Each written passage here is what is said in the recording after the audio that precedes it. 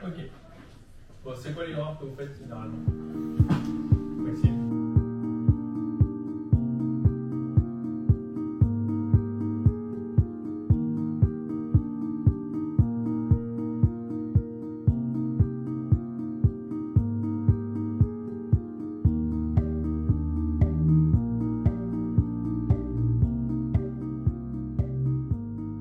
Nous avions des vieux bâtiments, des classes scan, qui n'étaient plus au bout du jour. Elles avaient plus de 40 ans, donc il y avait l'eau qui rentrait un peu partout, le simple vitrage, etc. Donc c'était des bâtiments qui étaient devenus complètement obsolètes, voire inutilisables. Donc dès le début du mandat de 2014, donc nous avons commencé à réfléchir sur ce qui pouvait être fait.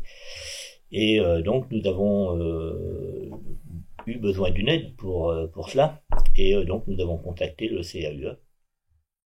On a fait un appel d'offres auprès donc des architectes pour qu'ils nous proposent donc des solutions en fonction de ce que nous avions réfléchi au préalable.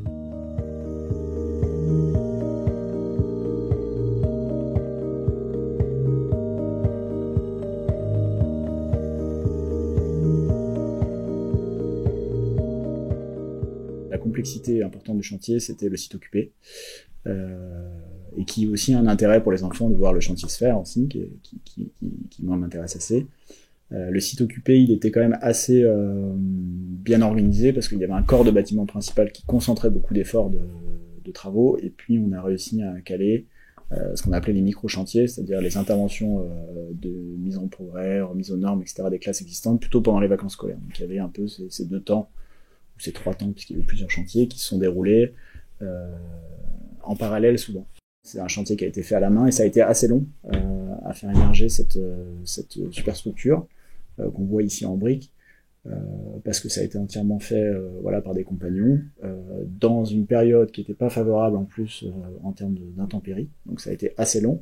Et d'un autre côté, c'est un temps qui était unique, c'est-à-dire que c'est une structure qui est faite en une seule fois. Il n'y a pas de peinture, il n'y a pas de doublage, etc. Donc quand les murs étaient montés, ils étaient, on va dire, terminés. Donc ça, c'était assez intéressant. Et puis c'est un chantier aussi en termes de site occupé, qui, comme il est fait avec des petits éléments manuportables, c'est un chantier où il n'y a pas de grue.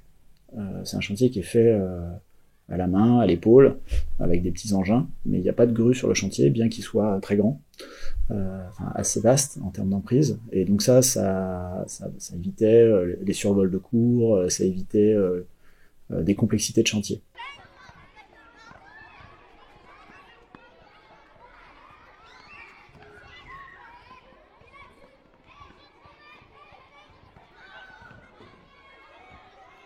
La volonté d'unifier l'ancien et le neuf avait 2 vertus. Identifier un groupe scolaire unique, un seul bâtiment continu. Ça, c'était vraiment une idée assez forte. Donc, un bâtiment qui s'enroule autour d'une grande cour centrale. Ça paraissait une figure essentielle pour identifier cet ensemble comme école, formant groupe scolaire. Comment ça s'est traduit? Ça s'est traduit notamment par un travail sur la géométrie. Donc on le voit derrière moi, une rencontre des faîtages, une rencontre des égouts de toiture, et l'installation d'une grande galerie qu'on voit derrière, qui fait comme une sorte de demi-cloître autour de cette grande cour, et qui lie les bâtiments neufs et les bâtiments anciens. Ce travail géométrique un peu opportuniste, de rencontre entre des éléments neufs qui permettent de définir les 2 grands espaces parvis et cours, et la rencontre avec des bâtiments existants, finalement, ont donné des heureux hasards géométriques, et notamment derrière moi un nouveau préau, qui est la rencontre du préau existant, du bâtiment existant, et qui a été doublé par le pignon, d'une certaine manière, du nouveau bâtiment. Et donc à ce moment-là, on avait finalement un vide qui se dessinait, qui était l'entrée principale de l'école, et on a fait un travail programmatique presque avec le maître d'ouvrage, en se disant, bah là, on a une opportunité, pas vraiment pas vraiment beaucoup plus cher, de faire un espace semi-couvert, enfin couvert non chauffé, d'à peu près 150 mètres carrés, qui n'était pas prévu et qui peut servir de petites salles polyvalentes, de petits gymnases, d'espaces tampons, et qui sert aussi d'espace de transition entre l'intérieur et l'extérieur, notamment quand il pleut, quand les enfants attendent entre le temps scolaire et le retour chez eux.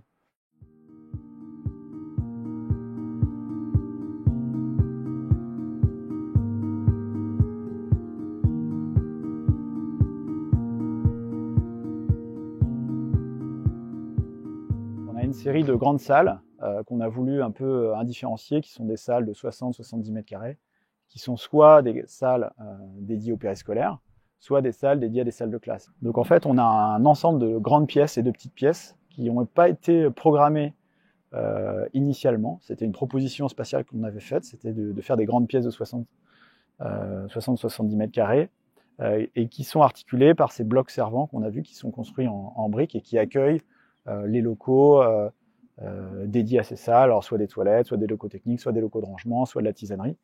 Et donc c'est ça qui se déploie dans le nouveau bâtiment principalement, mais aussi dans une aile qui vient compléter les deux salles existantes, ce système de méandre entre des grandes et des petites pièces.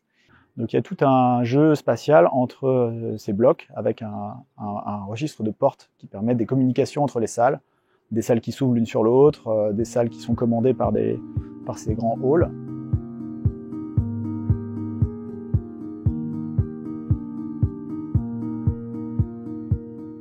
Le travail qu'on a mené, c'est d'utiliser les matériaux pour ce qu'ils sont, c'est-à-dire un travail qu'on mène depuis un certain temps sur l'expression de notre construction, c'est de réduire au maximum tout ce qui est de l'ordre du second œuvre pour pouvoir déjà faire une sorte d'économie et procéder à une esthétique de vérité de la construction, notamment à l'intérieur des constructions. Ici, on a travaillé sur 3 grands ordres. Un ordre qui est une sorte d'ordre maçonné, fait de maçonnerie de petits éléments en briques, qui sont laissés nus et qu'on voit à l'intérieur de la construction apparaître sous forme de grandes maisons, de grands blocs qui articulent le plan et qui sont laissés bruts. Donc, le deuxième ordre est celui presque de la charpente et des toitures, qui sont en bois massif et qui lient aussi et qui participent à créer cette géométrie de toiture entre l'ancien et le neuf.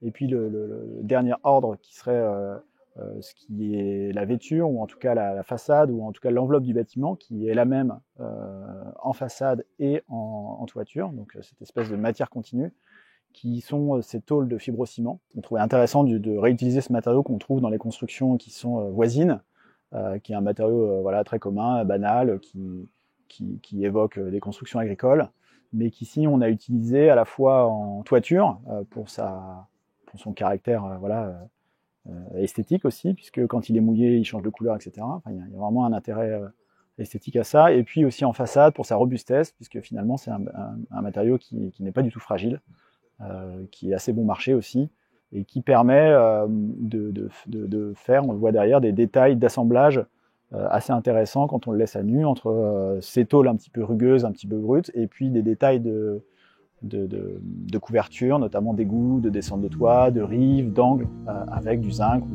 du galvanisé.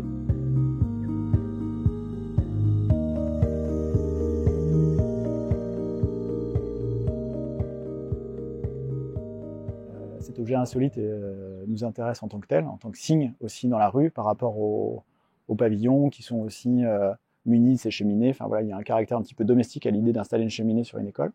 Alors c'est pas une cheminée au sens feu ni fumée, c'est plutôt un dispositif qu'on a voulu bioclimatique, en se disant que la question énergétique de l'école, ou en tout cas son climat, si on va au-delà de l'énergie, son climat, l'été, l'hiver, la mi-saison, il serait plutôt conditionné par l'installation et en tout cas la définition de l'architecture par rapport à ses débords de toit, son orientation, la course du soleil, la protection par rapport au vent, plutôt que par des accessoires techniques qui viennent pallier à un déficit enfin une mauvaise conception. L'installation de ces cheminées a permis à la fois de ramener de la lumière dans une épaisseur bâtie, notamment dans des pièces, ce que j'ai appelé les petites pièces, en tout cas dans ces blocs de maçonnerie, donc ramener de la lumière naturelle au cœur de l'école, au cœur du bâtiment.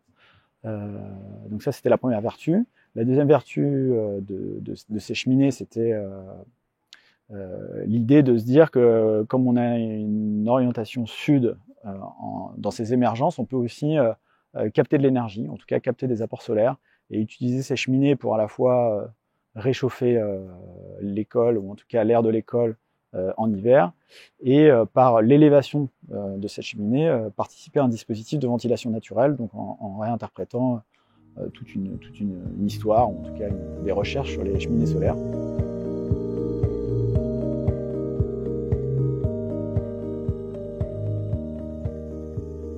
Parvis apparaissait intéressante quand on observait le fonctionnement de l'école en tant que telle, nécessaire pour créer un espace tampon entre la rue et le bâtiment en tant que tel à l'arrière. Cet espace tampon, il a plusieurs fonctions. Selon nous, il avait une fonction assez prosaïque de sécurité. Pour créer un espace tampon, on voit que les enfants sortent directement dans la rue au moment de la sortie ou de l'entrée de l'école. Le parvis, là aussi, selon nous, il fait écho un petit peu à la fois au retrait de ces maisons qu'on a le long de la rue du Dauphin, où on a le jardin de présentation et le jardin de potager souvent à l'arrière, plus vivrier. Et donc on trouvait ça intéressant de s'installer dans pas à l'alignement, mais plutôt de créer ce vide dans la rue du Dauphin, pour à la fois faire un clin d'œil aux maisons et d'un autre côté de signifier l'institution par la définition de cette grande façade qui fait toute la largeur de la parcelle. Je trouvais ça intéressant finalement de forcer un petit peu la vie à se dire qu'il faut que les parents ils pénètrent dans l'enceinte de l'école, dans ce parvis qui est ouvert aux heures d'ouverture de classe et qui finalement s'installe dans une espèce de micro-espace public. Donc ça appartient à l'école, c'est un espace public. Et les parents attendent, des enfants mettent leur vélo, et donc il y a une espèce de micro-interaction sociale qui se passe à ce moment-là.